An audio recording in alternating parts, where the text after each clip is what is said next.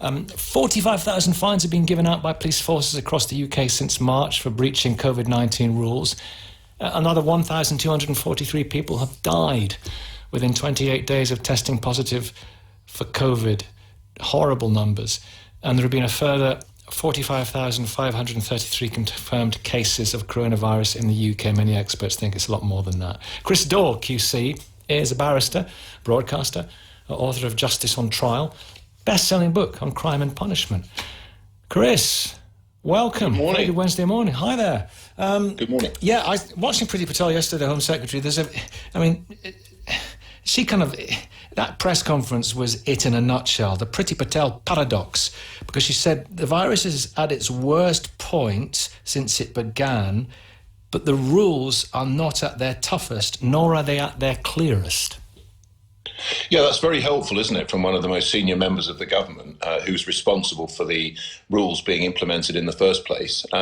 It may be helpful to your listeners to understand exactly what the rules are. The rules have actually not changed very much since the beginning as far as exercise is concerned.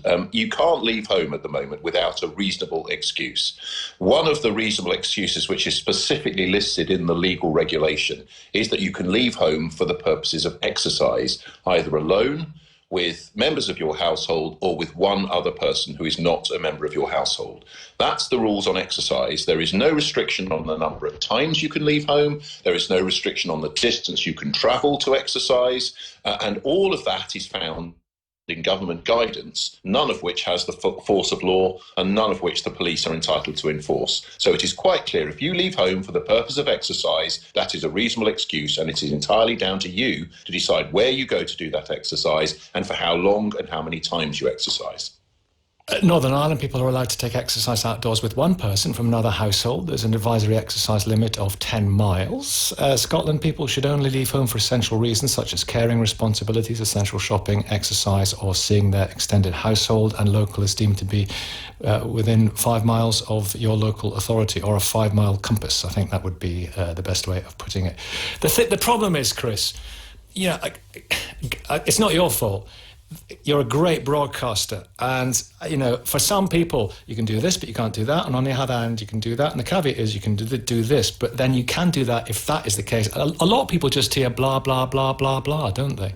Well, I think they do, and I think the problem is that people are being confused by the government's messaging as between what the law is, which I've just explained to you very clearly, and what the government wish people would do or hope they would do without having bothered to make that the law. If you want people to stay within 5 miles of their home, put it in the regulation. It's really not difficult. You could specify precisely how far people could travel. You could specify precisely how many times people are supposed to leave the house. And the problem for the police is, how on earth are they supposed to enforce laws when the government are telling them to, quote, crack down on people, when the people they're cracking down on are just following the law the government has put in place? I mean, it's completely unenforceable. We've had Boris Johnson, of course, riding all over the place on his bike and not observing the spirit of the guidance from his own government. So, spirit of the guidance, that's key, isn't it?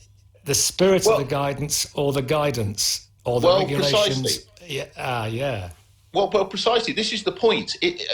Members of the public. He wasn't doing anything wrong, technically, was he? No, he wasn't. Absolutely not. And he can't expect other people to do things that he himself is not prepared to do, like stay within 5 miles of their main home. And he can't expect police officers to go around the country trying to make sense of this without making it clear. And Priti Patel is ultimately the minister overall responsible for policing. And she has placed police officers on the ground who are doing their level best in almost impossible circumstances to police this pandemic. And they have been placed in an impossible and invidious position, and it's not fair on them. And I think another thing that's really important to note about the police, it's my view that the police should never have been involved in enforcement of these measures in the first place. And I'll tell you why. Because there are people up and down the land who are still being murdered, who are still being robbed, who are still being raped, who are still being burgled, and the police resources are stretched so thin that many of those cases are facing months and months of delay simply to be investigated. And the victims of serious crime are not getting justice in this country. And why is that? In part because police officers have been diverted to enforce health measures which are fundamentally unenforceable. But some of those police officers are going too far. Derbyshire Police, of course, fining the two women £200 each for meeting up 5 miles from their homes and having a coffee and sitting wherever they were sitting, and saying that takeaway drinks were an illegal picnic. The force has since cancelled the penalties and apologised, but as government ministers are saying, it's become the new Scotch egg, hasn't it? So, it's maybe the police should be concentrating more on the big stuff, but then the little stuff. The virus thrives on marginal gains, doesn't it? Here's a thought. Go on.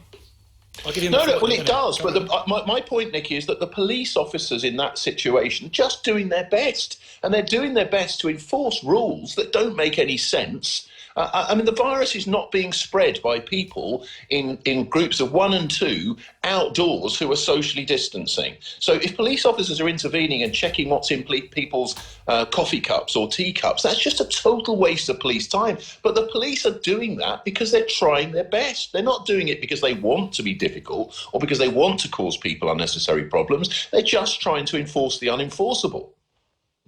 Quick text here. Your listeners are not confused, do not need clarity. Stupid people without common sense need clarity and are confused. And there's your problem. That's from Neil in Hampshire, who's a cynic, and many people may share his cynicism. But here's my thought, if I may. And you're setting it... I didn't mean to say you weren't setting it out clearly at the beginning, by the way, Chris. You were. I'm just saying, after a while, for some people, it kind of...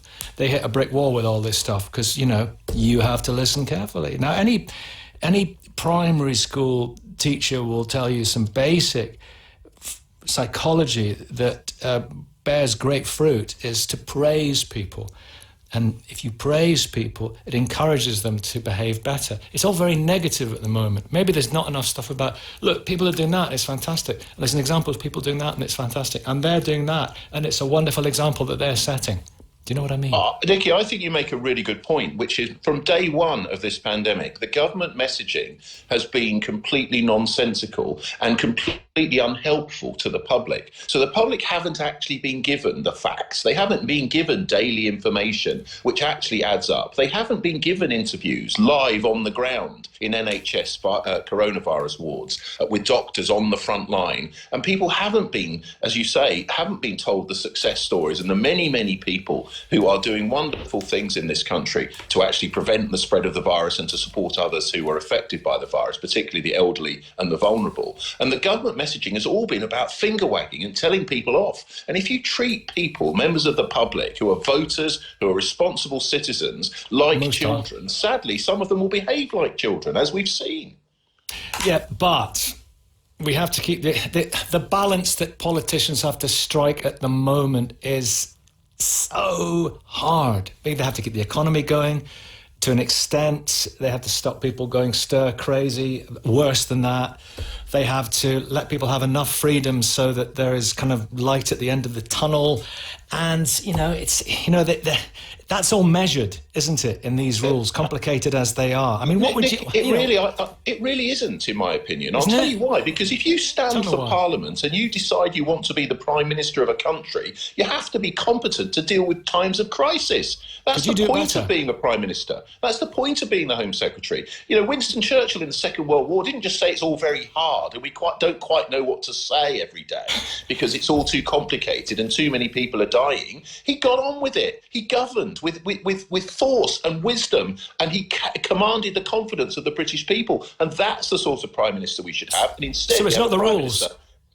I'm sorry? It's not the rules, you're saying. It's not the rules themselves. It's the man at the top who's providing an example. I don't think it's the rules. I think it is the way that this government has governed like a rudderless ship since this crisis began, without the slightest competence, without the slightest basic professionalism when it comes to communicating messages to the public, explaining why these things need to be done, and most of all, Nicky, inspiring the confidence of the public. Because if you inspire the confidence of the public, people will listen to you and people will follow the advice you give, even when it isn't the letter of the law. But when you are utterly incompetent, when you change your mind on the same day as to whether schools are going to stay open or not, the day before they're due to open, that's the sort of floundering around incompetence that people cannot possibly respect.